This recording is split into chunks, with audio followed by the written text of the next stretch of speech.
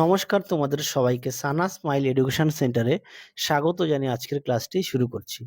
আজকে তোমাদের সঙ্গে আলোচনা করব তোমরা যারা নবম শ্রেণীর তৃতীয় পর্যায়ক্রমিক মূল্যায়ন পরীক্ষা দেবে তোমাদের জন্য রায় ও মার্টিন প্রশ্ন বিচিত্রা থেকে আজকে সমাধান করব নবম শ্রেণীর ভৌতবিজ্ঞান বিষয়ে মডেল নাম্বার 9 অর্থাৎ 9 নম্বর স্কুলে যে সমস্ত ছোট ও বড় প্রশ্নগুলি আছে তার সমস্ত প্রশ্নের উত্তরের সমাধান করে দেখাবো।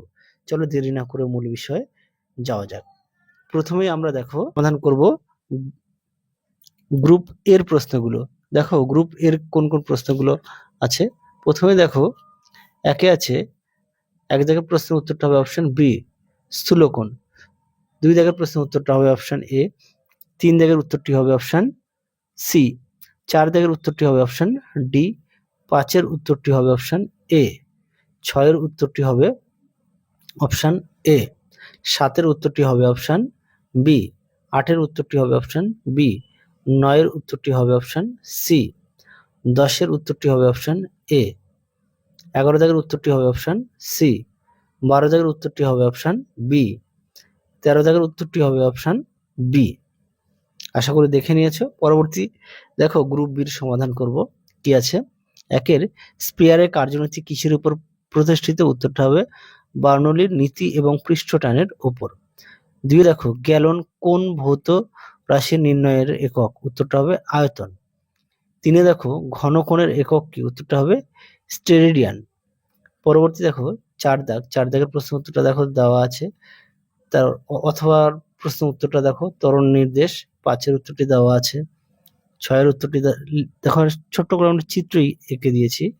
সাতের উত্তরটি দেওয়া আছে হর্স পাওয়ার, ছয়ের উত্তরটি হবে হর্স পাওয়ার আর সাতের উত্তরটা ধনাত্মক হবে। ও আট দাগের প্রশ্নটা দেখো কি আছে, পাখি ওড়ার শব্দ শোনা যায় না কেন, উত্তরটা দেখো পাখি ওড়ার সময় যে শব্দ উৎপন্ন হয় তা মানুষের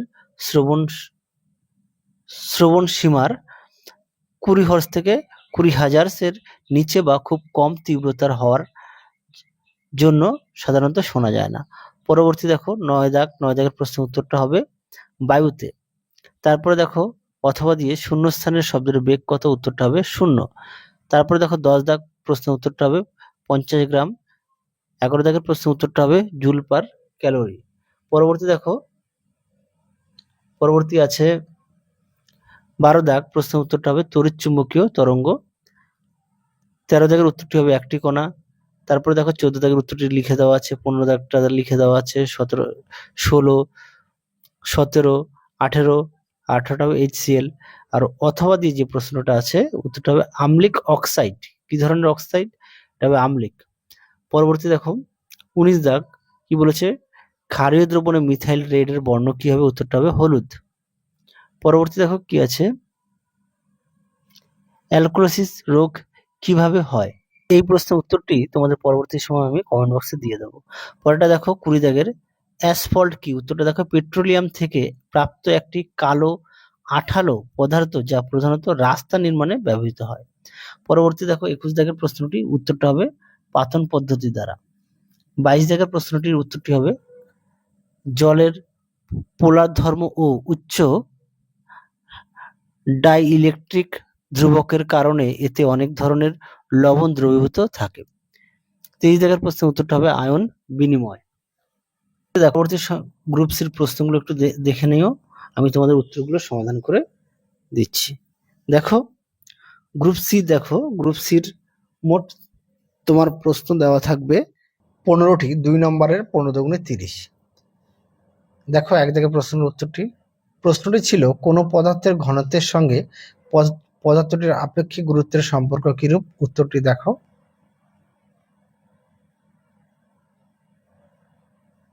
পরবর্তী দেখো অথবা তার উত্তরটি দেখো। পরবর্তী দেখো 2 দাগ দেখে নাও। তারপরে দেখো 2 এর অথবা প্রশ্নের উত্তরটি।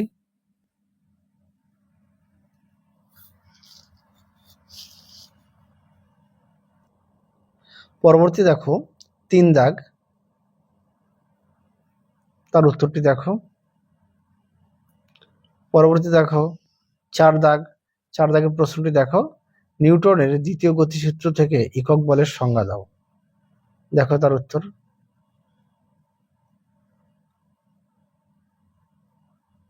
পরবর্তী দেখো অথবা দেওয়া আছে প্রশ্নটি, তার উত্তরটি দেখো।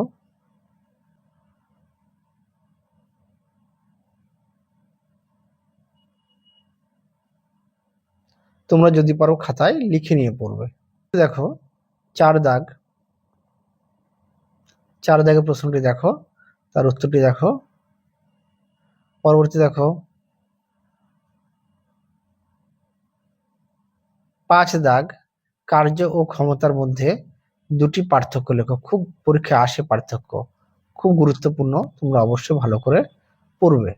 দেখো সংজ্ঞা দেওয়া আছে আর একক দেওয়া আছে। 6 দাগ, প্রশ্নটি দেখো, তার উত্তরটিও দেখে নিও।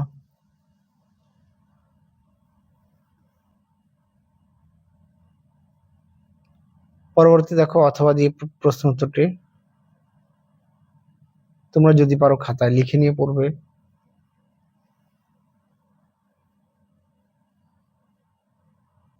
7 দাগ, 7 দাগের প্রশ্নটি দেখো, তার নিচে উত্তরটি দেওয়া আছে।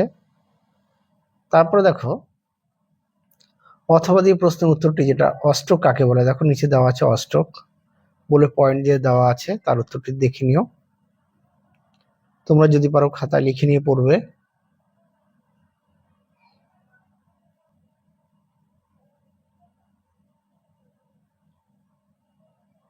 দেখো 8 দাগ, 8 দাগের প্রশ্নটি দেখো, তার উত্তরটি দেখো। প্রথমে দেখো পয়েন্ট দেওয়া আছে সীসার আপেক্ষিক তাপ। পরবর্তী দেখো দেওয়া আছে বলের তাপ শক্তি। পরবর্তী দেখো অথবা দিয়ে প্রশ্নটি দেখো, এইচ প্লাস আয়ন আর এইচ মাইনাস আয়ন, দেখো তার উত্তর। পরবর্তী দেখো 10 দাগ, প্রশ্নটি দেখো, তার উত্তরটিও দেখে নিও। তোমরা যদি পারো খাতায় লিখে নিয়ে পড়বে। পরবর্তী দেখো 11 দাগ, প্রশ্নটি দেখো, বর্ষাকালে বাণিজ্যিক খাদ্য লবণ ভিজে থাকার কারণ কি? দেখো তার উত্তর। তোমাদের যে ভৌতবিজ্ঞানে যে অঙ্কগুলো দেওয়া আছে না, সেই অঙ্কগুলোর মধ্যে থেকে যদি কোনো রকম বুঝতে অসুবিধা হয় আমাকে অবশ্যই কমেন্ট বক্সে জানিও, পরবর্তী সময় তোমাদের আমি। দেখো 13 দাগ, দেখো তার উত্তর।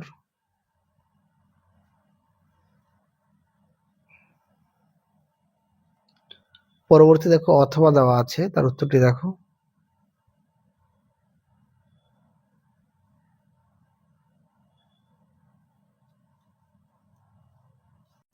পরবর্তী দেখো 14 দাগ, 14 দাগের প্রশ্নটি দেখো,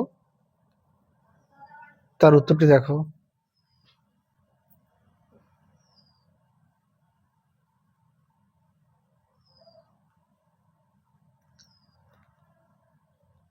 পরবর্তী দেখো 15 দাগ, 15 দাগের প্রশ্নটি দেখো, তার উত্তরটি দেখো। 15 দাগের উত্তরটি দেখো।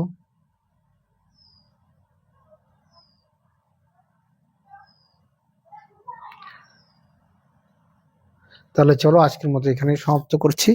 আবার দেখা হবে খুব শীঘ্রই তোমাদের পরবর্তী ভিডিওতে। তোমরা সবাই সুস্থ থেকো, ভালো থেকো। আজকের মতো টাটা।